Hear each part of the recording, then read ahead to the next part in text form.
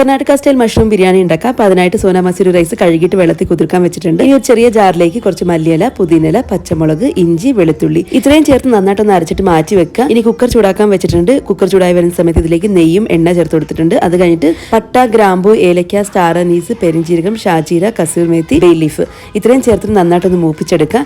ഇനി ഇതിലോട്ട് നീളത്തിൽ അരിഞ്ഞ് വെച്ചിരിക്കുന്ന ഉള്ളി ചേർത്ത് കൊടുത്തിട്ടുണ്ട്. അത് കഴിഞ്ഞ് ആവശ്യത്തിന് ഉപ്പും കൂടി ചേർത്ത് നന്നായിട്ടൊന്ന് ഉള്ളി വഴറ്റിയെടുക്കുന്നുണ്ട്. ഇതിലോട്ട് നമ്മൾ അരച്ച് വെച്ചേക്കുന്ന ആ ഒരു മിക്സ് ചേർത്ത് കൊടുത്ത് വീണ്ടും ഒന്ന് വഴറ്റിയെടുക്കുന്നുണ്ട്.